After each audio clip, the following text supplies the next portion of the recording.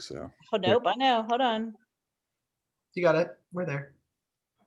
Okay, somehow it's recording to the cloud, but hopefully that'll work.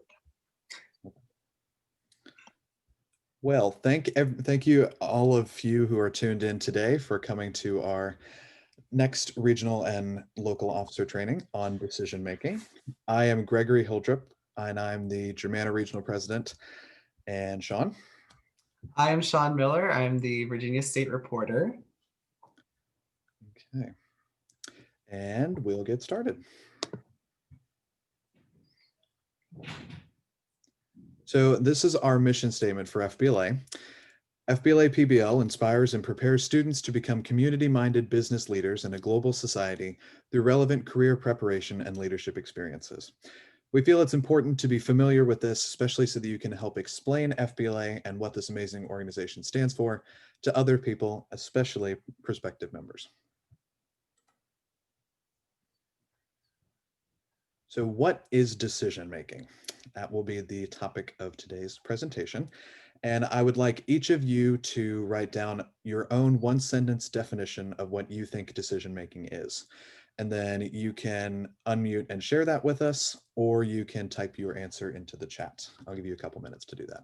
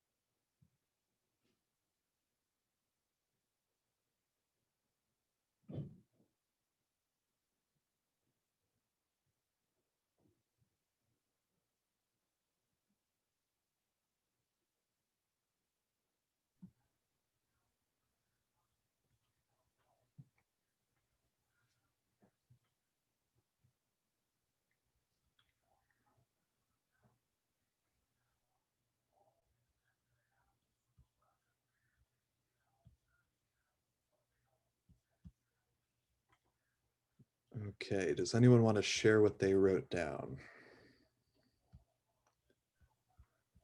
You can unmute or you can put it in the chat, either one.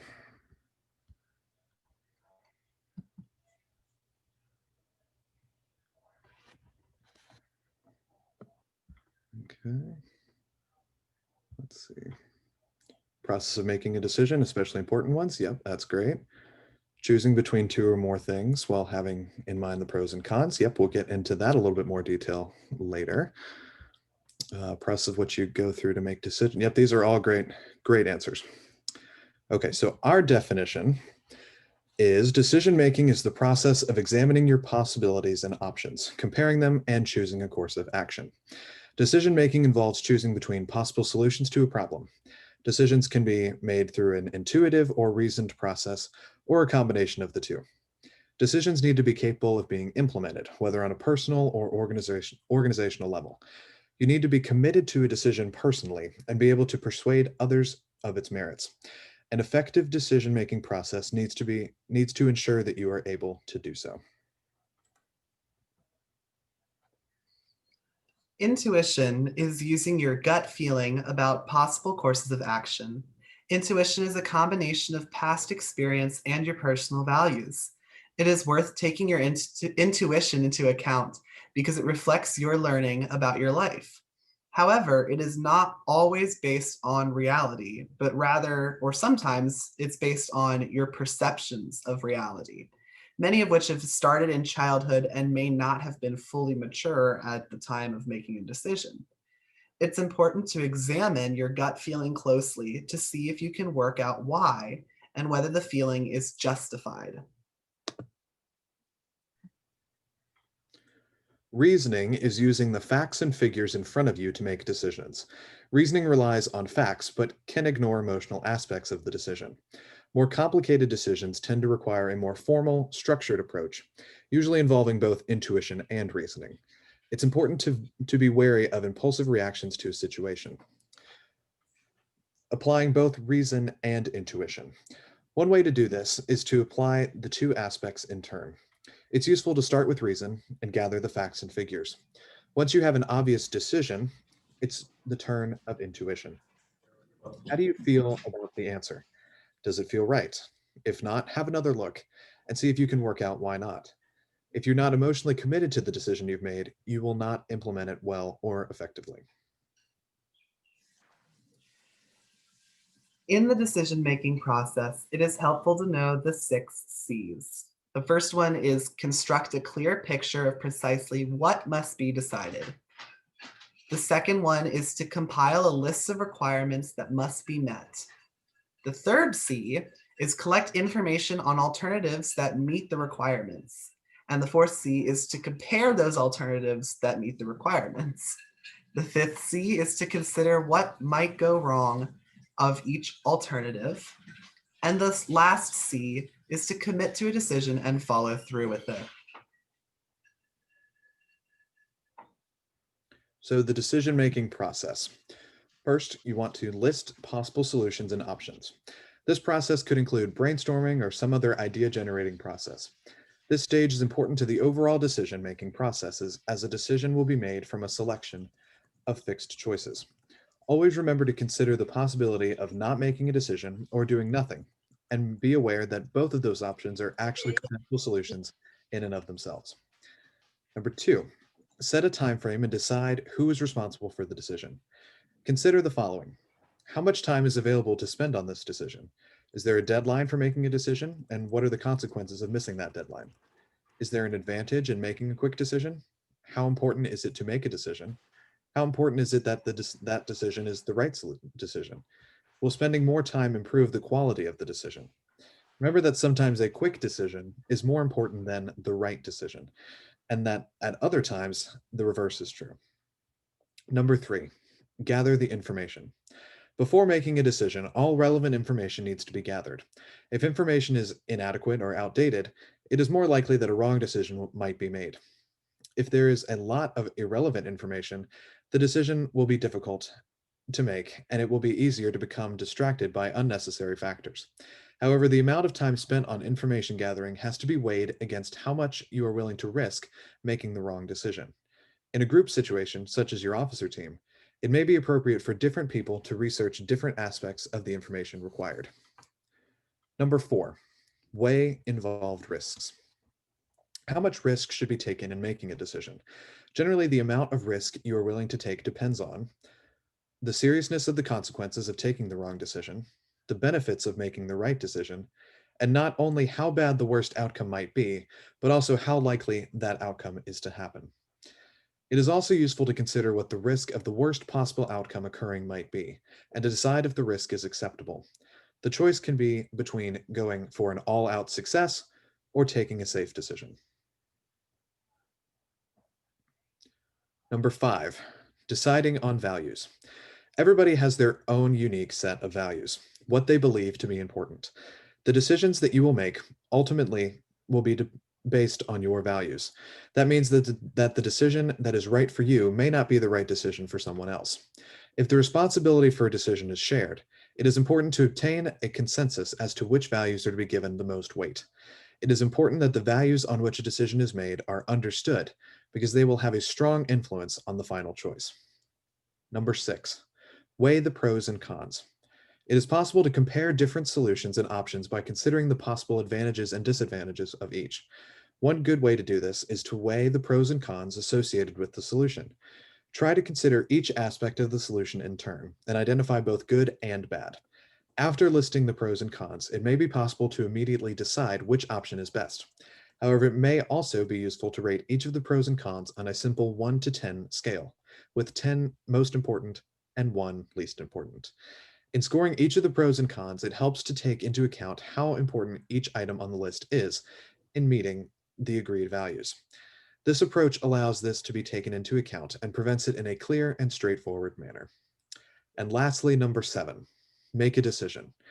Finally, it's time to make the decision. Your information gathering should have provided sufficient data on which to base a decision, and now you know the advantages and disadvantages of each option. You may get to this stage and have a clear winner, but still feel uncomfortable. If that is the case, don't be afraid to revisit the process. You may not have listed all the pros and cons, or you may have placed an unsuitable weighting on one factor. If possible, it is best to allow time to reflect on a decision once it has been reached. It is preferable to sleep on it before announcing it to others. Once a decision is made public, it is very difficult to change. For important decisions, it is worth always keeping a record of the steps you followed in the decision-making process. That way, if you were ever criticized for making a bad decision, you can justify your thoughts based on the information and processes you made at the time. By keeping a record and engaging with the decision-making process, you will always be strengthening your understanding of how it works, which can make future decisions easier to manage. What should we avoid during the decision-making process? First off, we should be sure that we are able to clearly define the results that we expect to achieve. It's hard to create a map if you don't know where you want to end up. The second one is don't jump in too early. Make sure that you are not beginning with too literal, inaccurate, or incorrect information. Thirdly, we want to be willing to consider alternative ideas. Be open-minded. Don't let fears and biases cloud your thinking and analysis. Next, we want to not be afraid to aim high. Playing it safe can result in not achieving your goals. You also want to make sure you keep an eye on the big picture. Keep that your focus. It's often easy to focus on the smaller details and tasks and lose sight of the overall goal. Realize that you won't be able to please everyone. Craving unanimous approval will result in frustration and can keep you from achieving your goal or purpose. And lastly, know your limits. Don't try to make decisions which are outside of your power or authority. Finally, and perhaps most importantly, once you make a decision, don't waste your time thinking about the what ifs. If circumstances change or something goes wrong, you can revisit the decision. Otherwise, accept the decision you made and move on. We're going to do a little exercise and practice some of what you've learned. I'm going to give you an example dilemma, and you will try to approach it with the techniques and tips that we just went over to try to come to a calculated decision. So here's your example. Competitions are just around the corner, which they actually are. Let's say that you are really good at math and feel very confident about your chances of placing in the business calculations competitive event. However, you get a text from your best friend in FBLA who wants you to compete in a team event with them in something you're not quite as strong in. What do you do? And what are the steps that helped you to reach this decision? We'll give you a few minutes to do that.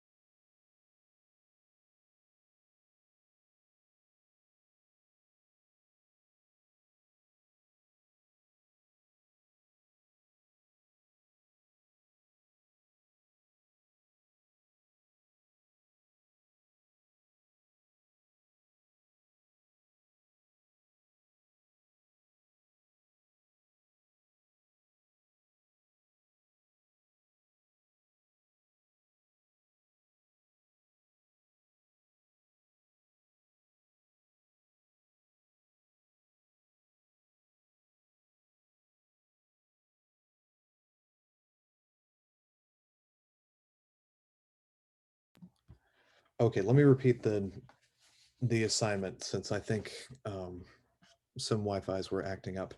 So we're going to do a little exercise. And so you're going to take what we just went through and see if you can apply it to a real life situation. So here's your example. Competitions are just around the corner. Let's say you are really good in math and feel very confident about your chances in placing in the business calculations competitive event. However, you get a text from your best friend in FBLA who wants you to compete in a team event with them in something that you're not quite as strong in. What do you do, and what are the steps that helped you to reach your solution?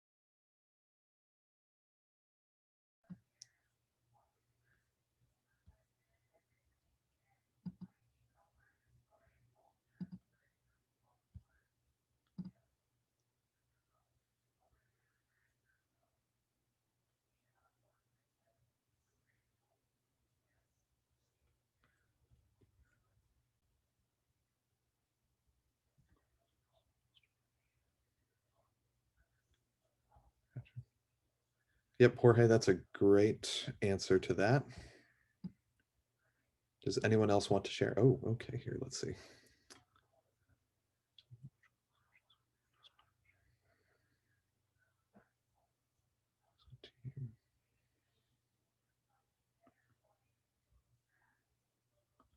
Yeah, so that's a great answer to that. You want to see what would be best for your team, what would be best for you, what gives you the best chance of winning. Yes, that's a great way to approach that.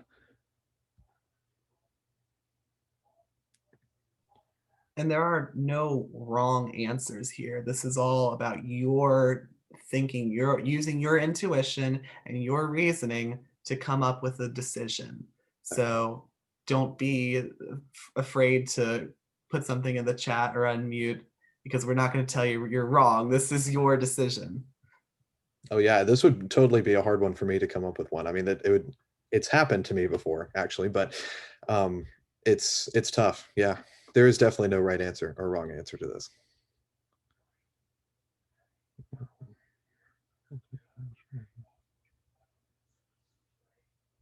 Confident.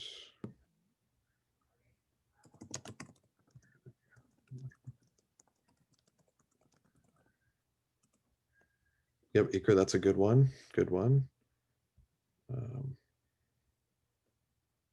These are all really good and thought out. And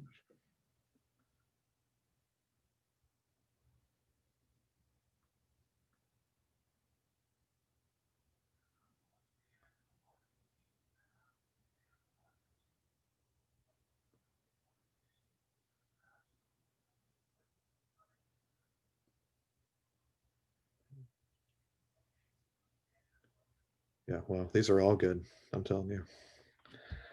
Very well thought out, well reasoned. Good.